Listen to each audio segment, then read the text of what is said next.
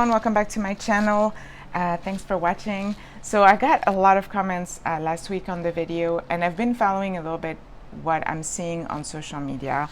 I'm seeing, as far as I can tell, that for the most part there's just been a problem with a bad batch, mainly with the 5-year and the cousin. Not all of them have bad paper or thinner paper, but some of them seem to. And the reason I'm saying that is people putting pen test on their A6 and their cousin, and you can see a really big difference.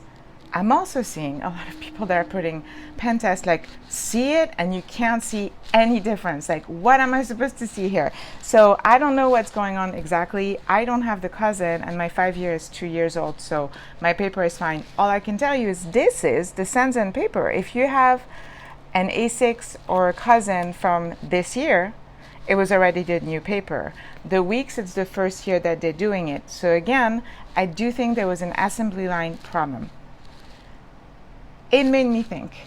I use only pens and markers and things that are friendly for the Tomoe River paper and now the Sanzen paper. I've never had any problems with bleed through until I started switching everything. That's why I don't even want to own a pen that I can use in that paper, because everything I use has that paper. So I rather just use the stuff that works, and there are quite a few. So I figured it'd be a good time to do a refresher on things you can use that are super friendly. I would say if you have a heavy hand, anything Pigma Micron or Uni pen is great. That is going to be always great, dries super fast, because the other problem is things don't dry really fast. That's why I don't have the patience. I just don't have the patience.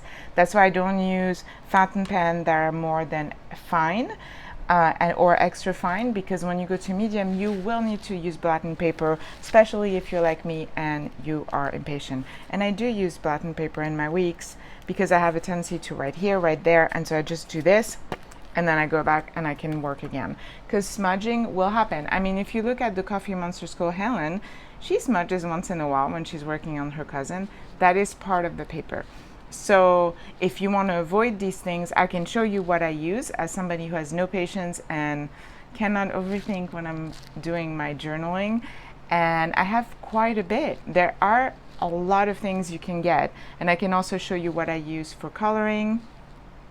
Watercolor will work. Don't use too much water. If you're used to using watercolor paper, it's going to be a big switch. I had not done watercoloring since I had been a child, until I came back and did illustrated journaling. I hadn't drawn or anything, so it wasn't such a hard. But when I took a watercolor class, it was really weird and impressive at how much you can do with watercolor paper. The thickness really allows for a lot more than with this. It's a different animal, and it's almost a different medium because the paper is so different. So I'll turn you around, show you what I got. I'm going to try to link as much as I can on Amazon if you're looking, so you can just go to the list and see. And that's that. Hope it helps anyone, and even if you've been using it for a while, maybe there's something I use that you didn't know about. As far as inks, I'm going to be very honest. I've used Dia Trementis. It's an archival ink. It's great because then you can use watercolor around.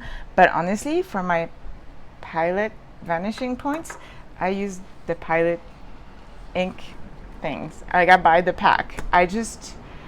Honestly, I had a lot of ink, and my son has been using it so much drawing that it's safer for me to have them in little packs like this, because I know when I have them, and I know I'm not going to run out because he's not going to take that.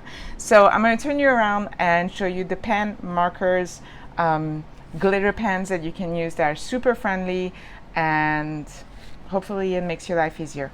Stick around. Hi.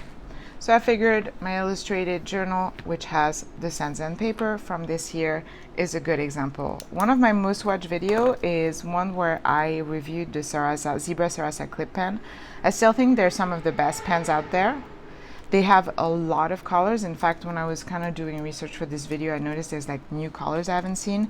But one of the ones that I love are their vintage color. They're really interesting colors. And what I like is they're really smooth. Okay, I'm gonna do see? I mean, come on. I have some green on my finger, but I mean, this is amazing. And they have really, really beautiful colors. I don't know what I have here. This is all in the same pack too. And then And I'm missing one, I think. Very beautiful color. I think they have 2 packs of the vintage, but this is one that I've repurchased. So this is a perfect one. Some of the like go-to that are excellent and that you will be happy to use. You can use it as a pen. I use them to draw, but literally it's like the same. And those are the Uni Pin Pen, the Microns, a little bit less. But this is because why? I think this one is thicker. Let's check. 0.30. And this one is what? Does it tell me? Darn it. I think it is though. Yes. This one is slightly thicker. So if I had waited a little bit longer, and then the Zig drawing pen. Any drawing pens usually are going to be great with this paper.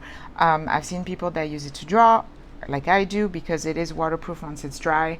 And some people use it to also write. I don't know why I don't. I think because I prefer using the fountain pens, but I also use Muji a lot. I love these pens. They're so great.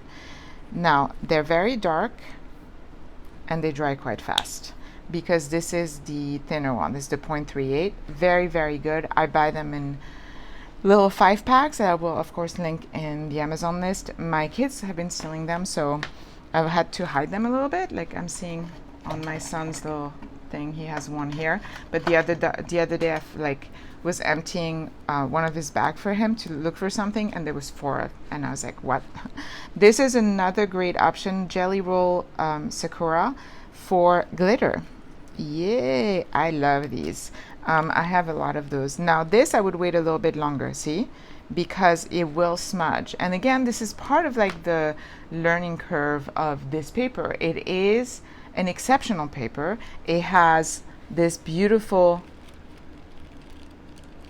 sound, especially when you use watercolor, and it just has like, I don't know, it's like a sensory experience. I think for all of us that are into Tomoe River paper, there is something beautiful about how thick it gets versus how thin it is before you use it. I don't know, I just think if you're going to go for this paper, you have to understand that it comes with a little bit of a learning curve.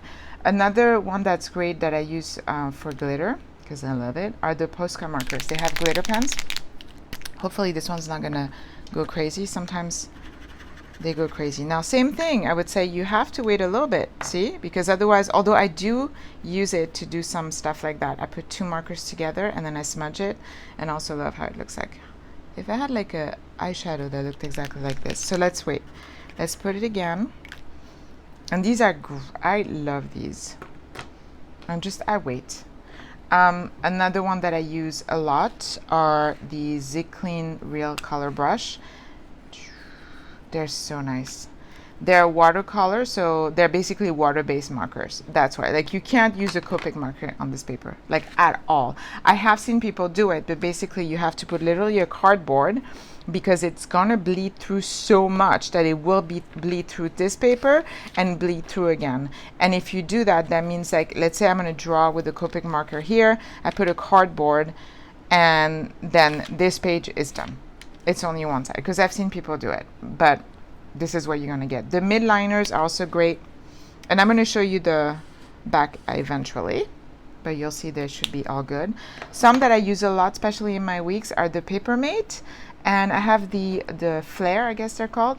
I have the medium and the ultra fine, and they both work. I like the ultra fine when I write in the monthly section of the weeks, because it's better, it's like easier to write with them, but the medium are also good.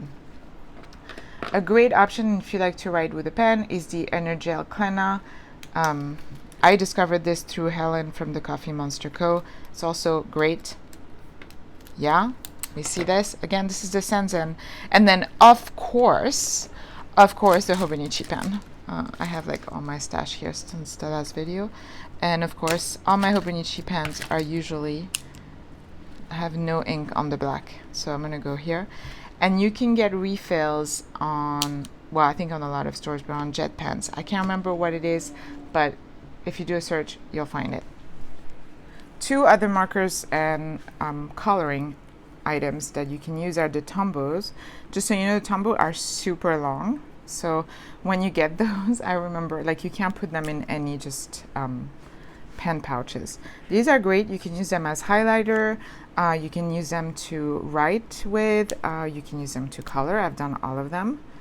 And there's always a little pen on the other side, which took me way too long, embarrassingly long, to notice that there was something else.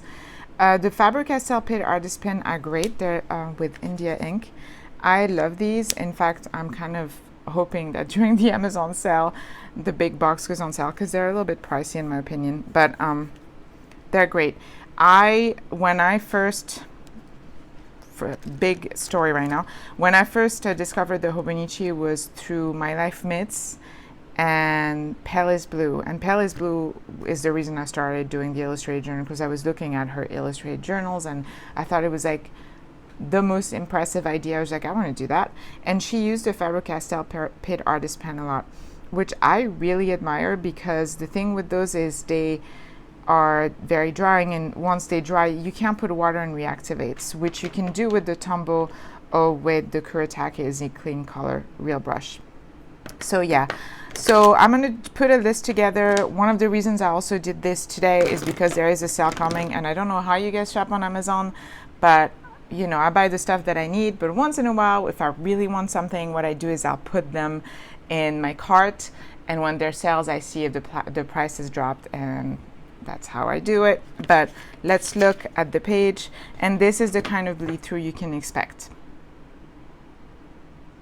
For some people, that's a lot. For me, that's normal. And when I look through my journal here, it really doesn't bother me. Like, I don't see it. I'm not see, if I like focus, I can see it, but like I don't see it. I don't know. I think it's a very personal decision whether or not you decide to go with this kind of notebook with the Tomoe River paper.